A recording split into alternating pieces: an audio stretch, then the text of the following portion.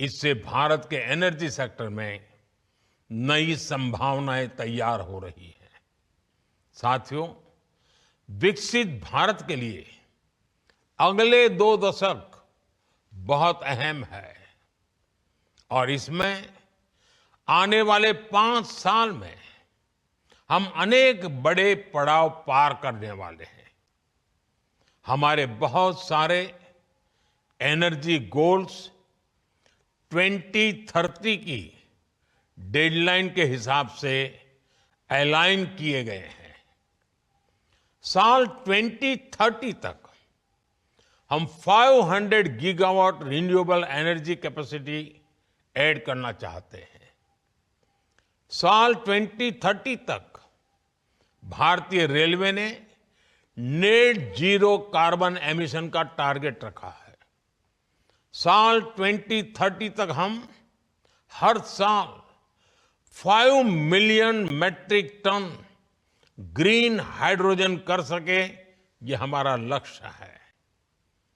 हमारे ये टारगेट्स काफी एम्बिशियस लग सकते हैं, लेकिन बीते 10 साल में जो भारत ने हासिल किया है, उससे ये विश्वास पैदा हुआ है कि ये टारगेट भी हम जरूर हासिल कर लेंगे।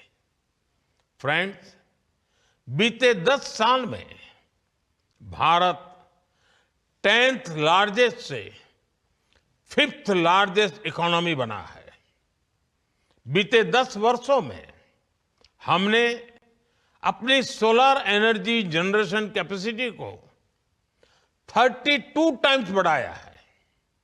आज भारत दुनिया का तीसरा सबसे बड़ा सोलर पावर जनरेटिंग नेशन है। हमारी non fossil fuel energy capacity 3 गुना बढ़ी है। भारत G20 देशों में पेरिस समझौते के लक्ष्यों को पूरा करने वाला पहला देश है।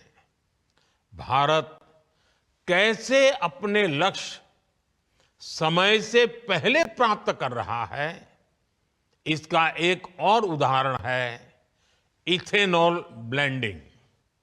आज भारत 19% इथेनॉल ब्लेंडिंग कर रहा है। इससे फॉरेन एक्सचेंज की सेविंग हुई है और सब्सटेंशियल फार्मर रेवेन्यू जनरेट हुआ है। साथ ही CO2 एमिशंस में सिग्निफिकेंट कट भी आया है। हम अक्टूबर 2025 से पहले ही 20% इथेनॉल मैंडेट अचीव करने की राह पर है। आज भारत की बायोफ्यूल्स इंडस्ट्री तेजी से ग्रो करने के लिए तैयार है। हमारे पास 500 मिलियन मैट्रिक टन्स का सस्टेनेबल फीडस्टॉक है। इंडिया की G20 प्रेसिडेंसी के दौरान ग्लोबल बायोफ्यूल्स अलायंस बना और लगातार एक्सपांड हो रहा है।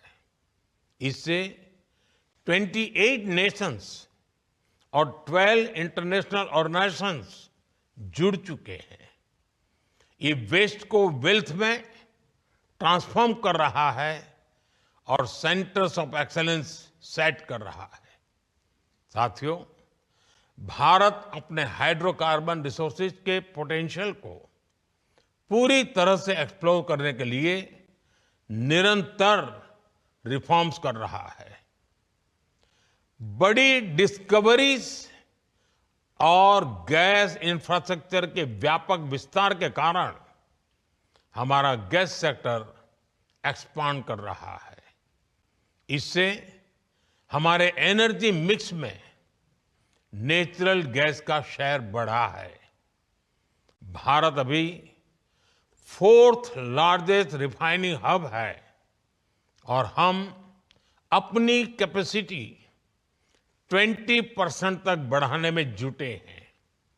साथियों, हमारी जो सेडिमेंट्री बेसिन्स है, इसमें कई सारे हाइड्रोकार्बन रिसोर्सेज मौजूद है। इनमें से कई का पता चल चुका है और कई ऐसे हैं जिन्हें खोजा जाना बाकी है, जिनका एक्सप्लोरेशन बाकी है। इंडिया का अपस्ट्रीम सेक्टर और आकर्षक हो, इसके लिए सरकार ने open acreage licence policy OALP बनाई है। एक्सक्लूसिव इकोनॉमिक जोन को खोलना हो या सिंगल विंडो क्लियरेंस सिस्टम बनाना हो, सरकार ने इस सेक्टर को हर तरह से मदद दी है। Oil fields regulation and development act में हुए बदलाव के बाद अब स्टेक होल्डर्स को पॉलिसी स्टेबिलिटी, एक्सटेंडेड लीजेस और इंप्रूव्ड फाइनेंशियल टर्म्स की सुविधा भी मिलेगी।